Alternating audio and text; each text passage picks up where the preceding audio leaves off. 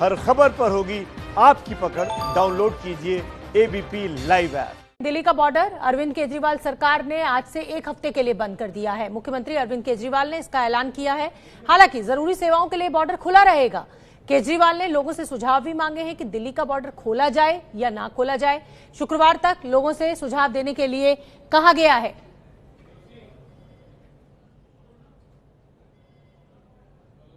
फिलहाल एक हफ्ते के लिए हम दिल्ली के बॉर्डर सील कर रहे हैं। एसेंशियल सर्विसेज जारी रहेंगी।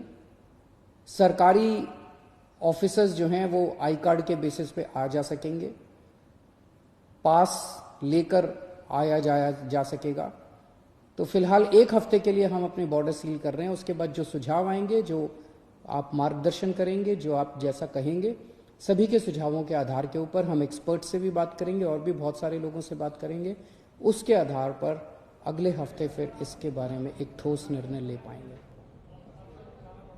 तो अरविंद केजरीवाल ने बॉर्डर को लेकर शुक्रवार तक दिल्ली के लोगों से सुझाव मांगे हैं। क्या होना चाहिए? बहुत सारे सुझाव हैं। मुझे आपसे मार्गदर्शन चाहिए और हमें क्या करना चाहिए। आप हमें इस बारे में सुझाव भेजें।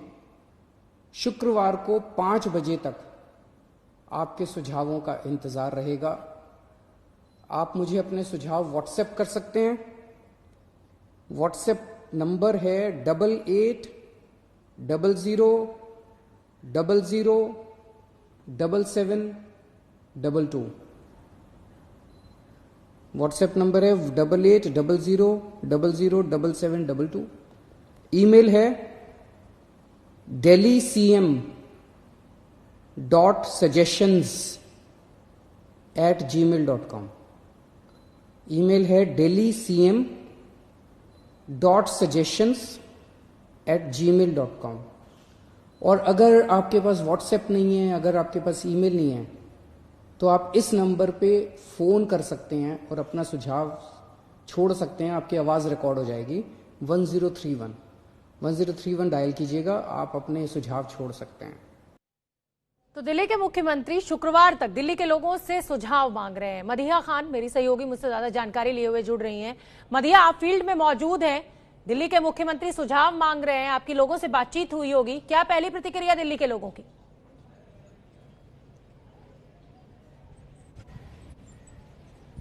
देखिए शोभना, बताना चाहूंगी सुबह से डीएनडी पर हम लोग मौजूद हैं और स्थिति जो थी दिल्ली नोएडा बॉर्डर की देख रहे थे। जो प्रशासन की तरफ से गाइडलाइन आई थी नोएडा प्रशासन की तरफ से, उसकी वजह से ट्रैफिक जाम की स्थिति बन गई थी। लेकिन अब मुख्यमंत्री अरविंद केजरीवाल ने दिल्ली की सीमाएं जो है वो सील कर दी है। तो लोगों का कहना है अच्छा कदम तो है, लेकिन उससे परेशानी बढ़ जाएगी, क्योंकि फिर जो परेशानी आज सुबह से हम नोएडा बॉर्डर पर देख रहे थे कि बिना परमिशन, बिना पास के लोगों को जाने की इजाजत नहीं दी जा रही थी। तो ऐसी ही स्थिति जो है आगे देखने को मिलेगी अब दिल्ली बॉर्डर पे, यानी कि जो दूसरे राज्यों से दिल्ली में आने वाले लोग हैं उनके साथ भी यही स्थिति अब आगे देखने वाली होगी, क्योंकि लंबा जाम जो है लगने की आशंका जरूर है। क्योंकि अभी भी आप देख सकते हैं कि अभी अभी घोषणा हुई है, तो अभी इतनी कुछ खास पुलिसकर्मी जो है ज्यादा नहीं है यहाँ पे, और खास तरह से यहाँ पर कोई तैयारी नहीं चल रही है इस चीज को लेकर। लेकिन जैसे जैसे गाइडलाइंस आएंगी, जैसे जैसे सारे निर्देश जो है वो पुलिसकर्मियों तक पहुंचेंगे, ऑफिशियल्स तक पहुंचेंगे, उसी तरह से सख्ती जो है जरूर दिल्ली बॉर्डर पर जो है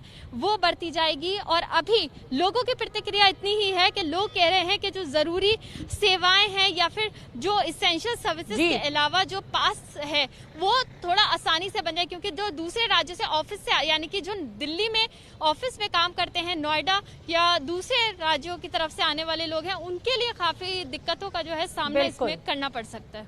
बहुत बहुत धन्यवाद मदीहा इस पूरी जानकारी के लिए। और हम आपको बता दें कि दिल्ली ने जहां बॉर्डर सील कर दिया है, वहीं हरियाणा सरकार का कहना है कि राज्य में एक राज्य से दूसरे राज्य में आवाजाही पर कोई रोक नहीं होनी चाहिए। हरियाणा ने पहले ये रोक लगाई थी, अब दिल्ली सरकार ने लगाई, तो हरियाणा का कुछ और सुर है। कंफ्यूजन ही कंफ्यूजन। इस प्रकार से केंद्र सरकार ने तय किया है कि इंटर स्टेट और इंट्रा स्टेट मूवमेंट पर रोक नहीं लगाई जाएगी। उसी बात का समर्थन करते हुए हरियाणा ने भी यही फैसला लिया है कि सीमाओं पर किसी को रोका नहीं जाएगा। तो इस समय एक बड़ी खबर उत्तराखंड से आ रही है, वो आपको बता देते हैं। कोरोना के चलते उत्तराखंड का सचिवालय सील कर दिया गया है। उत्तराखंड सरकार के मंत्री सतपाल महाराज के कोरोना पॉजिटिव पाए जाने के बाद ये फैसला लिया गया है। उत्तराखंड में मुख्यमंत्री समेत 9 मंत्री होम क्वारंटीन है, यानी पूरी की पूरी कैबिनेट जो है वो इस समय कोरोना के खतरे के चलते होम क्वारंटीन है, मुख्यमंत्री भी। उत्तराखंड की राजधानी देहरादून में कोरोना संक्रमण का ये नोटिस चस्पा किया गया है पर्यटन मंत्री सतपाल महाराज के घर के बाहर। लिखा है, घर के सदस्य घर में ही रहें, बाहरी व्यक्तियों से ना मिले। देहरादून के जिलाधिकारी और स्वास्थ्य विभाग ने ये नोटिस इसलिए चिपकाया है क्योंकि पहले पत्नी अमृता और फिर सतपाल महाराज भी कोरोना पॉजिटिव पाए गए हैं। रविवार को सतपाल महाराज की कोरोना जांच की रिपोर्ट जैसे ही आई, उत्तराखंड की पूरी सरकार ही संकट में आ गई। सतपाल महाराज 3 दिन पहले यानी 29 मई को उस बैठक में शामिल हुए थे जिसमें सीएम त्रिवेंद्र सिंह रावत और दूसरे मंत्री शामिल थे। अब कैबिनेट की बैठक में शामिल मुख्यमंत्री त्रिवेंद्र सिंह रावत समेत 9 मंत्रियों को होम क्वारंटीन में रहने को कहा गया है। इनसे जुड़े अधिकारी और कर्मचारी भी जांच होने तक घर में ही अलग थलग रहेंगे। कोरोना संकट में घर से काम कर रहे सीएम रावत ने अब लोगों से मिलना जुलना भी बंद कर दिया है। बताया जा रहा है कि सतपाल महाराज के घर दिल्ली से कुछ लोग आए थे, जिसके बाद इनके परिवार और स्टाफ समेत 22 लोग कोरोना संक्रमित हो गए। फिलहाल सतपाल महाराज और इनकी पत्नी अमृता को एम्स ऋषिकेश में भर्ती कराया गया है। अब इंतजार है सीएम समेत बाकी मंत्रियों की कोरोना जांच रिपोर्ट आने का।